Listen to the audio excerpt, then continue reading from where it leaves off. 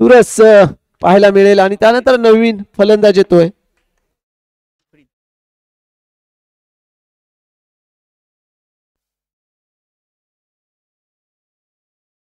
अफाद येतोय, नवीन फलंदाज मैदानामध्ये दाखल झालाय. पाहूया. आणि इथे मात्र विकेट पाहायला मिळते. बॅट कट होती कुठेतरी, बॉक्स आउट झाला आणखीन एक फलंदाज. षटक समाप्ती होते. समीकरण उभं राहिलं. 6 चेंडू 17 धावा.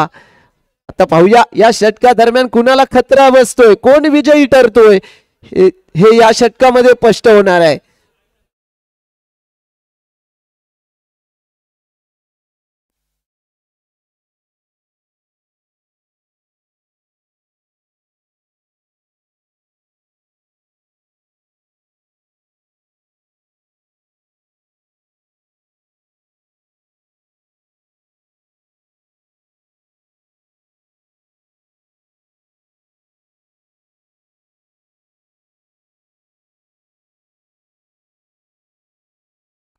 शेवटचं निर्णायक षटक घेऊन येतो शुभम लोखंडे. सामोरा जाईल तो सूरज. बॅटिंग पॉवर प्ले घेतला जातोय. शेवटचं षटक असेल. सूरज 6 चेंडू 17 धावा. आणि इथे मात्र सुंदर असा खणखणीत चौक. शॉर्ट रन इथे लॉबी टच होतोय. फलंदाज इथे दंडात्मक कारवाई केली जाणार आहे फलंदाजावरती. त्याच्यामुळे कोणताही धाव नाही. निर्धाव चेंडू. नक्कीच तरी नाखुश असेल तो फलंदाज. आपल्यावरती नियम लागू केलाय लॉबीचा. पाहूया पुढचा चेंडू शुभमचा पुन्हा एकदा सूरजसाठी. नो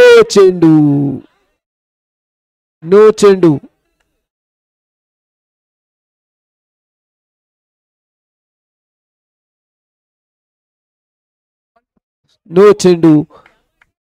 पंचांचा इशारा अंतिम असेल. धावसंख्या 66 वरती.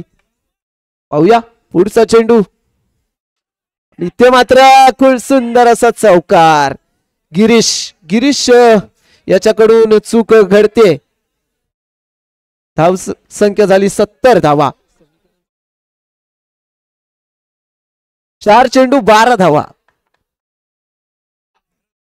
पाहूया शुभमचा पुढचा चेंडू. इथे मात्र वाईडचा इशारा येतोय. हा वाईड चेंडू अतिरिक्त धाव देऊन जातोय. नक्कीच तरी फलंदाजाला प्रयत्न करणं गरजेचे असतील, परंतु इथे प्रयत्न केले जातील का? सूरजच्या माध्यमातून येतोय खणखणीत चौकार. दोन्ही धाव संख्या झाली 75 धावा.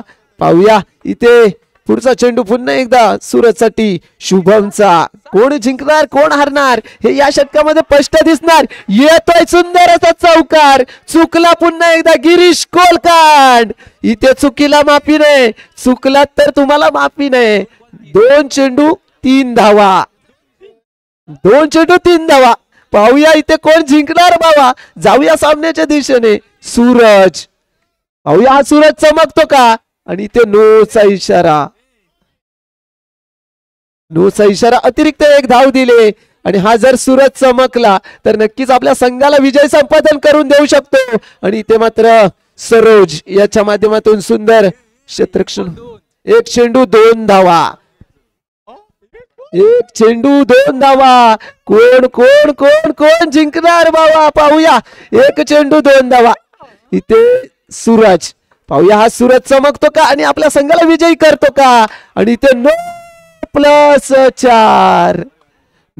4 आणि इथे मात्र जिंकतोय तो जुई स्पोर्ट्स गणपतीपुळे संघ. हार्दिक अभिनंदन.